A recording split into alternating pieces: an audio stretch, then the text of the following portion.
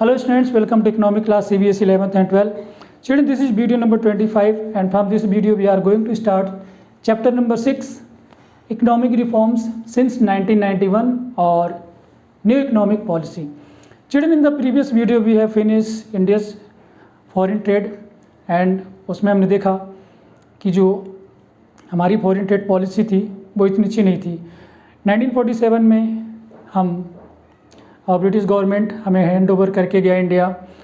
1950 में हमने planning commission बनाया और 1951 से हमने फर्स्ट 5 ईयर प्लान लॉन्च किया। हमने अपनी इकनॉमी को 1951 से 1990 तक डिफरेंट 5 ईयर प्लान लॉन्च किए। हमने डिफरेंट पॉलिसी बनाई ताकि हमारी इकनॉमी जो है, जो स्टैगनेंट थी, जो बैकवर्ड थी, वो रिवाइव हो सके और डेवलपिंग कंट्री हम बन सकें। लेकिन आपने पिछले चैप्टर में हमने आपको बताया कि किस तरीके से जो हमारी फॉरेन ट्रेड पॉलिसी थी और जो हमारी इकनॉमी थी वो डिज़ायर्ड रिजल्ट प्रोड्यूस नहीं कर पाई, जिसके बाद हमें या हमारी गवर्नमेंट को ये फील हुआ कि हमें एक रिफॉर्म की ज़रूरत है। तो 1990 में हम न्यू इकोनॉमिक पॉलिसी लेकर आए, जिसे हम कहते हैं इकोनॉमिक रिफॉर्म्स या न्यू इकोनॉमिक पॉलिसी, या फिर इसको हम LPG पॉलिसी भी कहते हैं चिल्ड्रन, या हम इसको कहते हैं SAP स्ट्रक्चरल एडजस्टमेंट प्रोग्राम। तो 1990 से पहले की जो चिल्ड्रन हमारी पॉलिसी थी वो स्पेशली थी import substitution policy, protection of domestic product with from foreign competition, saving foreign exchange, ठीक है। और हम जो भी हमारे कंट्री में इंपोर्ट होता था दूसरी कंट्री से, उस पर हमने हैवी टैक्स लगाकर उस एक्सपोर्ट को रोक दिया। जो हमारी कंट्री में फॉरेन डायरेक्ट इन्वेस्टमेंट था उसको हमने अलाउ नहीं किया, फॉरेन इंस्टीट्यूशनल इन्वेस्टमेंट था उसको भी हमने ज़्यादा अलाउ नहीं किया, ठीक है। तो जो हमारी पॉलिसी थी चिल्ड्रन वो प्रोटेक्टिव थी, लेकिन हम अपनी पॉलिसी को प्रोटेक्ट नहीं कर पाए और हम बाकी कंट्री से पीछे हो गए। हमारा जो फॉरेन एक्सचेंज का जो रिजर्व था, क्योंकि चिल्ड्रन हम दूसरी कंट्री से दूसरी कंट्री को एक्सपोर्ट बहुत कम कर पा रहे थे, क्योंकि जो हमारे डोमेस्टिक प्रोडक्शन था वो उस लेवल का नहीं था, उस स्टैंडर्ड क्वालिटी का नहीं था कि हम उसे इंटरनेशनल मार्केट में ले जाकर बेच सके, और उनकी डिमांड भी चिल्ड्रन बहुत कम थी। तो हुआ यूँ कि चिल्ड्रन हमारी जो फॉरेन एक्सचेंज का जो रिजर्व था वो लगातार कम होता गया, और हमें ये और एक समय तो ऐसा है चिल्ड्रन हमारे पास केवल 10 डेज का एक्सपोर्ट पेमेंट करने का फॉरेन एक्सचेंज बचा हुआ था। और ऐसा भी समय आया कि हमें अपने जो है गोल्ड, भारत को अपने गोल्ड ले जाकर वर्ल्ड बैंक के पास गिरवी रखने पड़े ताकि हमें और लोन मिल सके और हम जो अपने एक्सपोर्ट पेमेंट थे उसको पूरा कर सके चिल्ड्रन, क्योंकि एक्सपोर्ट हमें लगातार करना पड़ता है। आपने देखा हमारी कंट्री में ऐसी बहुत सारी चीज़ें जैसे कि पेट्रोलियम है, डिफेंस इक्विपमेंट है, हमें इनकी ज़रूरत है। इनकी हमारी कंट्री में जो प्रोडक्शन है, जो सप्लाई है वो बहुत कम है। हम इन सब के लिए मोस्टली इम्पोर्ट पर डिपेंडेंट हैं। तो चिल्ड्रन ये है need for new economic policy, कि हमें न्यू इकोनॉमिक पॉलिसी की ज़रूरत क्यों पड़ी। तो हमने इसके कुछ पॉइंट्स बता दिए चिल्ड्रन, यहाँ पर कुछ पॉइंट लिखे हैं, हम उनके बारे में बात कर लेते हैं। फर्स्ट है चिल्ड्रन हाई फिजिकल डेफिसिट। जो हमारा गवर्नमेंट का जो एक्सपेंडिचर था चिल्ड्रन वो ज़्यादा था, ठीक है। हमें इंफ्रास्ट्रक्चरल डेवलपमेंट करने थे, हमें सोशलिस्ट इकनॉमी हम लेकर चल रहे थे, तो हमें इंक्लूसिव ग्रोथ करना था। हमें हमारी इकनॉमी में जो इकोनॉमिक गैप था कि अमीर अमीर होते जा रहे हैं, गरीब होते जा रहे हैं, इनके बीच को गैप करना था। तो गवर्नमेंट इसके लिए बहुत सारे एक्सपेंडिचर कर रही थी। तो चिल्ड्रन रेवेन्यू जो था वो हमारा एक साल में, जैसे गवर्नमेंट का पर ईयर आपने देखा हो गवर्नमेंट का एक बजट होता है, तो गवर्नमेंट बजट बनाती है कि एक पर्टिकुलर फिनेंशियल ईयर में हमें कितनी इनकम आने वाली है और हम कहाँ पर उसको स्पेंड करेंगे। तो गवर्नमेंट के पास हर बार ऐसा हो जाता था कि जो एक्सपेंडिचर था वो बहुत ज़्यादा होता था, लेकिन गवर्नमेंट के जो रेवेन्यू थे वो बहुत कम थे। रेवेन्यू तो आप जानते हैं, जैसे गवर्नमेंट डायरेक्ट टैक्स और इनडायरेक्ट टैक्स लगाती है, उससे गवर्नमेंट को इनकम मिलती है और वही वो डेवलपमेंटल एक्टिविटीज़ में स्पेंड करती है। तो गवर्नमेंट का चिल्ड्रन लगातार जो एक्सपेंडिचर था बढ़ता जा रहा था और रेवेन्यू गवर्नमेंट के पास आ नहीं रहा था, तो हमारा जो फिजिकल डेफिसिट था वो लगातार बढ़ रहा था, और ये एक इकोनॉमी के लिए अच्छे सिग्नल नहीं है। Next children balance of payment crisis. आप देख रहे हो बैलेंस ऑफ पेमेंट भी हमारा चिल्ड्रन डेफिसिट में जा रहा था। उसका रीज़न ये था चिल्ड्रन कि हम एक्सपोर्ट तो कम कर रहे थे और हमें इंपोर्ट ज़्यादा करना पड़ रहा था। ये देख सकते हैं, क्योंकि एक्सपोर्ट जब हम करते हैं तो चिल्ड्रन हमें फॉरेन एक्सचेंज मिलता है, इंपोर्ट करते हैं तो हमें फॉरेन एक्सचेंज का पेमेंट करना पड़ता है, दूसरी कंट्री को पे करने पड़ते हैं। एक्सपोर्ट और इंपोर्ट की मैं बात कर रहा हूँ। तो आप देख सकते चिल्ड्रन दोनों का जो डिफरेंस है उसी को हम कहते हैं बैलेंस ऑफ पेमेंट डेफिसिट। ये भी लगातार चिल्ड्रन बढ़ता जा रहा था कि हमें पेमेंट ज़्यादा करना पड़ता और हमारी जो फॉरेन एक्सचेंज की जो हमारे कंट्री में इनफ्लो था वो कम था, आउटफ्लो ज़्यादा था और हमें फॉरेन एक्सचेंज की ज़रूरत थी एक्सपोर्ट पेमेंट करने की, जिसकी वजह से तो चिल्ड्रन फर्स्ट आपने देखा हाई फिस्कल डेफिसिट जो हमने आपको बताया फर्स्ट पॉइंट में, तो हमें एक ऐसी पॉलिसी की ज़रूरत थी जो हमारे हाई फिस्कल डेफिसिट को कम कर सके, हमारे बैलेंस ऑफ पेमेंट के क्राइसिस को कम कर सके, इसलिए हमें न्यू इकोनॉमिक पॉलिसी की ज़रूरत थी। नेक्स्ट चलो फॉल इन फॉरेक्स रिजर्व। तो फॉरेन एक्सचेंज रिजर्व का चिल्ड्रन ये इस पॉइंट से ही रिलेटेड है कि जो हमारे पास रिजर्व था फॉरेन एक्सचेंज का डॉलर का वो लगातार कम होता जा रहा था और बिल्कुल भी नहीं बचा था, 10 डेज का ही हमारे पास फॉरेन एक्सचेंज रिजर्व बचा था कि हम एक्सपोर्ट पेमेंट कर सकें, जैसा कि मैंने पहले बताया। Inflationary spiral children, inflationary spiral का मतलब चिल्ड्रन यहाँ पर है इन्फ्लेशन से महंगाई, चीज़ों के प्राइस लगातार बढ़ रहे थे, क्योंकि चिल्ड्रन आप देख रहे हो कि फर्स्ट पॉइंट में हाई फिस्कल डेफिसिट आ रहा है, गवर्नमेंट जो है लगातार एक्सपेंडिचर कर रही थी, उधार ले लेकर पैसे खर्च किए जा रही थी, तो मनी सप्लाई बहुत ज़्यादा हो गया था, ठीक है। लेकिन हम उस तरीके से जो लोगों की डिमांड थी फिर भी हम फुलफिल नहीं कर पा रहे थे। तो माइक्रो इकोनॉमिक में आपने पढ़ा होगा कि जब किसी कमोडिटी की डिमांड ज़्यादा हो और उसकी सप्लाई कम हो तो ऑटोमेटिकली प्राइस ज़्यादा हो जाते हैं। तो ये भी प्रॉब्लम थी चिल्ड्रन, जिसकी वजह से हमें न्यू इकोनॉमिक पॉलिसी की जरूरत थी। नेक्स्ट है poor performance of public sector undertakings. हमने पिछले वीडियो में चिल्ड्रन आपने बताया कि गवर्नमेंट ने 17 इंडस्ट्रीज़ को रिजर्व कर दिया था पब्लिक सेक्टर के लिए, 7 इंडस्ट्रीज जो थी वो प्राइवेट सेक्टर को दी गई। यानी जो पब्लिक सेक्टर थी गवर्नमेंट ने सारे जो प्रोड्यूसिंग यूनिट थे, जितना भी प्रोडक्शन था वो सभी पब्लिक सेक्टर को दिए जा रही थी। प्राइवेट सेक्टर के पास बहुत कम प्रोडक्शन ऑप्शन बचे हुए थे, लेकिन इतना करने के बावजूद जो पब्लिक सेक्टर अंडरटेकिंग्स की जो परफॉर्मेंस थी वो बहुत ख़राब थी। गवर्नमेंट ने ये सोचकर हज़ारों करोड़ रुपए पब्लिक सेक्टर अंडरटेकिंग्स में लगाए कि ये प्रॉफिट अर्न करेंगी, हमारी इकोनॉमी को रिवाइव करेंगी, एम्प्लॉयमेंट जनरेट करेंगी और कॉम्पिटिटिव प्रोडक्ट करेंगी, लेकिन ऐसा कुछ हुआ नहीं। ये इनएफिशिएंट हो गए, करप्शन यहाँ पे क्रिएट हो गया। मैंने आपको पिछले वीडियो में बताया था इनकी परफॉर्मेंस भी चिल्ड्रन अच्छी नहीं थी, जिसकी वजह से गवर्नमेंट को बहुत लॉस हो रहे थे। तो चिल्ड्रन ये थी कुछ पॉइंट थे जो पॉइंट ये क्लियर करते कि हमें एक न्यू इकोनॉमिक पॉलिसी की ज़रूरत थी जो हमें इस माया जाल से निकाल सकते, या ये जो हमारी इकोनॉमी में जो प्रॉब्लम चल रही थी इसको निकाला जा सकता था। तो चिल्ड्रन जो गवर्नमेंट जो है रिफॉर्म्स लेकर आई तो उसमें जो उसके कंपोनेंट हैं वो है ये 3, लिबरलाइजेशन, प्राइवेटाइजेशन और ग्लोबलाइजेशन।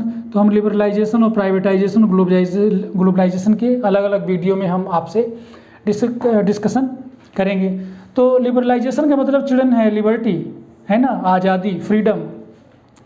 तो इसके बारे में हम लोग चिल्ड्रन इसमें हम आपसे बात करेंगे। Liberalisation in the industrial sector reforms, industrial sector में, फिर फिनेंशियल सेक्टर में, फिस्कल रिफॉर्म्स और एक्सटर्नल सेक्टर रिफॉर्म्स के बारे में हम लोग पढ़ेंगे। तो जैसा कि चिल्ड्रन नेम से ही क्लियर हो रहा है, आप देख सकते हैं मैंने लिखा भी है लिबरलाइजेशन सबसे पहला जो कंपोनेंट है उसके बारे में हम लोग बात करने जा रहे हैं कि जो हम न्यू इकोनॉमिक रिफॉर्म लेकर आए 1991 में, उसमें हम LPG पॉलिसी लेकर आए। तो फर्स्ट है लिबरलाइजेशन। तो लिबरलाइजेशन का मतलब चिल्ड्रन है freedom of producing units from direct or physical control of government.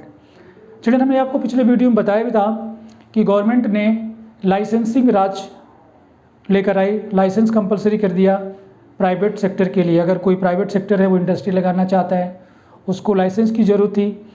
अगर कोई एग्जिस्टिंग बिजनेस है, एग्जिस्टिंग कोई यूनिट चल रही है और उसको अपने बिजनेस को एक्सपेंड करना है, इसके लिए भी चिल्ड्रन गवर्नमेंट से परमिशन की ज़रूरत होती थी, ठीक है। और गवर्नमेंट परमिशन देने से पहले उसके जो ब्यूरोक्रेट्स थे उसको चलाते थे।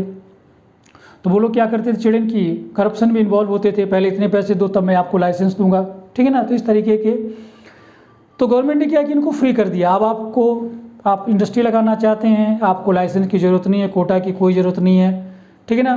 तो इसमें कुछ पॉइंट हैं जिसके बारे में हम लोग बात करने वाले हैं चिल्ड्रन। तो यहाँ पर एक लाइन में लिखा है कि जो डायरेक्ट या फिजिकल कंट्रोल था गवर्नमेंट का, गवर्नमेंट ने अपना वो डायरेक्ट कंट्रोल या फिजिकल कंट्रोल को रिमूव कर दिया। इसी को लिबरलाइजेशन के नाम से जानना है, यानी फ्री कर दिया। कहाँ कहाँ पे फ्रीडम हुआ, तो चिल्ड्रन पहले हम लोग बात करते हैं इंडस्ट्रियल सेक्टर रिफॉर्म में किस तरीके की लिबरलाइजेशन इंडस्ट्री को मिली। तो फर्स्ट है children abolition of licensing. Licence को गवर्नमेंट ने ख़त्म कर दिया। केवल फ्यू जो कंपोनेंट थे, फ्यू प्रोडक्शन थे जो एक इकोनॉमी के लिए डेंजरस हो सकते हैं या इकनॉमी के लिए मतलब सिग्निफिकेंट हैं, जिससे हमारी जो सिक्योरिटी है या सेफ्टी है वो खतरे में आ सकती है। उन चीज़ों को छोड़कर बाकी अब आप किसी भी चीज़ का प्रोडक्शन कर सकते हैं, किसी भी चीज़ की प्रोडक्शन यूनिट लगा सकते हैं। अब आपको लाइसेंस या रजिस्ट्रेशन की ज़रूरत नहीं है, कोटा की कोई ज़रूरत नहीं है। लिकर है, सिगरेट है, डिफेंस इक्विपमेंट है, एक्सप्लोसिव डेंजरस केमिकल्स हैं, इन कुछ चीज़ों को छोड़कर बाकी आप किसी भी चीज़ की इंडस्ट्री लगा सकते हैं बिना किसी लाइसेंस के। Next children, contraction of public sector. Government ने, आपने देखा कि पिछले वीडियो मैंने आपको बताया कि गवर्नमेंट हर तरीके के प्रोडक्शन के लिए पब्लिक सेक्टर को दे रही है। पब्लिक सेक्टर सभी चीज़ों का प्रोडक्शन किए जा रहे हैं। हालांकि उनका प्रोडक्शन इतना अच्छा नहीं है, कॉम्पिटेटिव नहीं है, कॉम्पिटिशन नहीं है, उसकी क्वालिटी इतनी अच्छी नहीं है, फिर भी जो है सारा जो प्रोडक्शन है पब्लिक सेक्टर ही किए जा रही है, इनएफिशिएंट है। न्यू इकोनॉमिक पॉलिसी में चिल्ड्रन क्या हो, गवर्नमेंट ने अपने पब्लिक सेक्टर को कॉन्ट्रैक्ट किया, यानी अब कम किया। तो देखिए पहले 17 इंडस्ट्री थी, अब केवल 8 रह गई है। उसमें एटमिक और रेलवे जो है फिलहाल अभी गवर्नमेंट के पास है, बाकी सब प्राइवेट सेक्टर को दे दिया गया है। तो अब इस तरीके का गवर्नमेंट ने जो पब्लिक सेक्टर जिस चीज़ का प्रोडक्शन कर रहे थे, अब गवर्नमेंट सब प्राइवेटाइज कर दिया है। बहुत कम गवर्नमेंट के पास पब्लिक, मतलब बहुत कम पब्लिक सेक्टर रह गए, जैसे कि एक तो रेलवे है, BSNL है, एटमिक है, इस तरीके के आप देख सकते हैं। Next, D reservation of producing areas. जो प्रोडक्शंस पहले पब्लिक सेक्टर के लिए चिल्ड्रन रिजर्व थे, अब गवर्नमेंट ने वो रिजर्वेशन को डी रिजर्व कर दिया, यानी ख़त्म कर दिया। अब वो पब्लिक सेक्टर के लिए रिजर्व नहीं रह गए। उस कमोडिटी को प्रोड्यूस करने के लिए प्राइवेट सेक्टर भी इंडस्ट्री लगा सकते हैं बिना किसी लाइसेंस के। उसके बाद चिल्ड्रन आ जाते हैं नेक्स्ट पॉइंट में, एक्सपेंशन ऑफ प्रोडक्शन कैपेसिटी। हाँ मैं चिल्ड्रन, मैंने आपको यहाँ बताया लाइसेंसन में भी आपको मैंने बताया था कि पहले चिल्ड्रन गवर्नमेंट ने कोटा फिक्स कर दिया था कि अगर एक प्रोडक्शन यूनिट है वो लाइसेंस लेने गई तो गवर्नमेंट उसको रेस्ट्रिक्ट कर देती थी, कहती थी कि आप पर मंथ 1000 यूनिट का प्रोडक्शन ही करोगे, भले ही आपकी प्रोडक्शन कैपेसिटी ज़्यादा हो। तो गवर्नमेंट ने एक्सपेंशन ऑफ प्रोडक्शन कैपेसिटी को ख़त्म कर दिया। आप प्रोडक्शन कम कर सकते हो, ज़्यादा कर सकते हो according to the demand market forces of demand and supply. आप अपने बिजनेस को एक्सपेंड भी कर सकते हो अकॉर्डिंग टू योर डिसीजन, यानी सब कुछ प्राइवेट ऑनर के हाथों में दे दिया कि आप अपने हिसाब से अपना बिजनेस चलाओ। आप जिस कमोडिटी का प्रोडक्शन करना चाहते हैं आप करिए, और अपने बिजनेस को और आगे बढ़ाना चाहते हैं आप बढ़ा सकते हैं, कोई रेस्ट्रिक्शंस नहीं रह गया। Next children, freedom to import capital goods.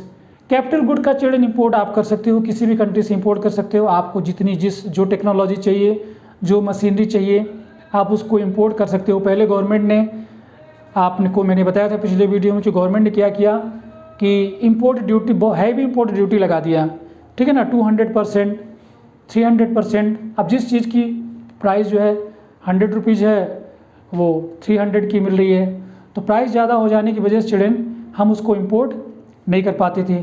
तो गवर्नमेंट ने क्या किया कि जो फ्री कैपिटल गुड्स थे उसको इंपोर्ट करने की फ्रीडम दी, मतलब इंपोर्ट तो कर ही सकते हो आप, और उसमें से जो इंपोर्ट ड्यूटी थी वो भी गवर्नमेंट ने कम किया। हालांकि वो यहाँ लिखा तो नहीं है, लेकिन मैंने आपको एडवांस बता दिया। तो ये था चिल्ड्रन इंडस्ट्रियल सेक्टर रिफॉर्म। अब हम आ जाते हैं फिनेंशियल सेक्टर रिफॉर्म में।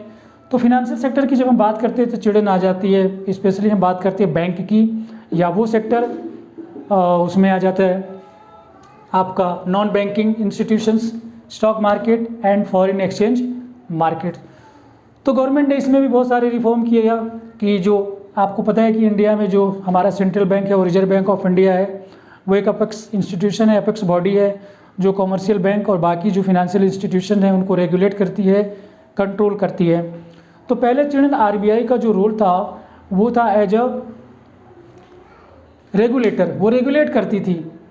जिसकी जो RBI है वो कॉमर्शियल बैंक से कहती थी कि आप इस रेट पर ही आप लोगों को लोन दोगे, जो आपके पास डिमांड डिपॉजिट है आप इतना ही रेट इंटरेस्ट आप लोगों को दोगे, भले ही उनको इस तरीके के इंटरेस्ट देने या लेने में बैंकिंग को लॉस हो या प्रॉफिट हो, इससे गवर्नमेंट को कोई मतलब नहीं था।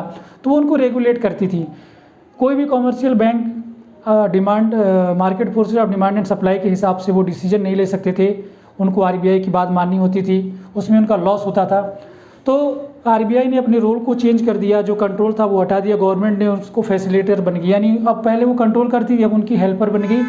उनसे कहा कि आप अपने हिसाब से बैंक को चलाओ, मार्केट फोर्सेस के हिसाब से आप अपना रेट फिक्स करो कि आप कितने रेट पर लोन दोगे। अब इससे हुआ क्या चिल्ड्रन कि जब आरबीआई ने अपना कंट्रोल हटा लिया तो बहुत सारे जो प्राइवेट बैंक हमारी कंट्री में खुलने लगे। जब बहुत सारे बैंक खुलने लगे तो उनमें कंपटीशन हुआ। कंपटीशन होने से चिल्ड्रन क्या है कि जो रेट था वो कम हुआ और लोगों को आसानी से जो फिनेंशियल जो फैसिलिटी थी, जो बैंकिंग फैसिलिटी थी, लोगों को चीप और ईजिली मिलने लगी। नेक्स्ट पॉइंट पे चिल्ड्रन आते हैं फिजिकल रिफॉर्म्स। फिजिकल रिफॉर्म्स में चिल्ड्रन बात करते हैं हम गवर्नमेंट का जो भी टैक्स होता है, ठीक है ना, तो ये गवर्नमेंट कितना टैक्स लगा रही है। तो हमने आपको खैर इसके बारे में पहले पिछले किसी वीडियो में हम लोगों ने बात नहीं की। तो फिजिकल रिफॉर्म में चिल्ड्रन बात करते हैं कि गवर्नमेंट ने जो टैक्स का स्ट्रक्चर था गवर्नमेंट ने उसको ईजी बना दिया। आरबीआई ने कहा गवर्नमेंट से कि आप एक आदमी से ज़्यादा टैक्स मत लो, आप टैक्स का रेट कम रखो, उसका बेस बढ़ाओ, यानी ज़्यादा लोगों से आप थोड़ा थोड़ा टैक्स लोगे तो टैक्स जो है ज़्यादा कलेक्ट होगा, रेवेन्यू आपके पास ज़्यादा आएगा। तो गवर्नमेंट ने क्या किया कि अपने टैक्स स्ट्रक्चर को सिंप्लीफाई किया, जीएसटी लेकर आए, one nation one tax one nation one market, इस तरीके का एक स्लोगन दिया गया है, ठीक है ना। अब आप देखो कि पहले जो है कास्केडिंग इफेक्ट था, टैक्स के ऊपर टैक्स लगता जाता था, लोगों को पता ही नहीं कि कौन कौन सा टैक्स देना है, कितना हमें टैक्स देना है। लेकिन अब गवर्नमेंट ने उसको ईजी किया है। जीएसटी है हमारे पास, इनडायरेक्ट टैक्स के नाम पर अब जीएसटी रह गया है और एक दो रह गए हैं, ठीक है। तो डायरेक्ट टैक्स का जो रेट था चिल्ड्रन वो भी गवर्नमेंट ने कम किया है। तो लोग अब टैक्स इवेजन नहीं करते, यानी टैक्स चोरी नहीं करते हैं, लोग टैक्स ज़्यादा लोग दे रहे हैं जिससे गवर्नमेंट के पास रेवेन्यू ज़्यादा आ रहा है। रेवेन्यू आने से चिल्ड्रन क्या हुआ कि गवर्नमेंट का जो हाई फिजिकल डेफिसिट था ये कम हुआ, ठीक है ना। अब हमारे पास ठीक है गवर्नमेंट के पास रेवेन्यू, आगे बात कर लेंगे और पॉइंट है। उसके बाद चिल्ड्रन हम बात करते हैं एक्सटर्नल सेक्टर रिफॉर्म्स। तो एक्सटर्नल सेक्टर रिफॉर्म का चिल्ड्रन यहाँ पर मतलब है कि हम फॉरेन ट्रेड की बात कर रहे हैं, एक्सपोर्ट और इंपोर्ट की बात कर रहे हैं। हमने पिछले वीडियो में आपको बताया और इसी वीडियो में हमने कुछ देर पहले आपको बताया कि इंपोर्ट सब्सटीट्यूशन पॉलिसी हम अपना रहे थे। हम प्रोटेक्शन ऑफ डोमेस्टिक कंट्री, जो डोमेस्टिक प्रोडक्ट है हमारे उनको हम प्रोटेक्ट कर रहे थे, हम उससे कंपटीशन नहीं कर रहे थे। गवर्नमेंट ने क्या किया, ये सारे जो रेस्ट्रिक्शंस हैं उनको हटा लिए। अब हो गया सर्वाइवल ऑफ द फिटेस्ट, यानी मार्केट में जो सर्वाइव वही करेगा जो मार्केट में कंपटीशन करेगा और कॉम्पिटिट करके आगे बढ़ेगा। प्रोटेक्शन वाली जो पॉलिसी थी चिल्ड्रन वो हटा दी गई। अब जो इंडियन मार्केट थी वो ग्लोबल मार्केट बन गई, यानी अब इंडिया में किसी भी कंट्री का सामान आके बिक सकता था। जो हैवी ड्यूटी लगाया गवर्नमेंट ने लगाया था, कुछ एक कमोडिटी को छोड़कर बाकी बहुत सारी चीज़ें चिल्ड्रन ऐसे जिस पर ड्यूटी फ्री भी हैं या फिर ड्यूटी बहुत कम गवर्नमेंट ने लगाया है। एक्सपोर्ट का भी चिल्ड्रन ऐसा है कि आप एक्सपोर्ट भी कर सकते हैं, उसके लिए भी कोई रिस्ट्रिक्शंस ज़्यादा नहीं रह गए हैं। तो आई होप कि चिल्ड्रन ये सारे पॉइंट आपको इजी वे में समझ में आ गए होंगे, ज़्यादा वीडियो को लंबा नहीं खींचते हैं, ठीक है। तो ये था चिल्ड्रन लिबरलाइजेशन, जिसमें हमने आज बात की आपसे चैप्टर नंबर 6 में।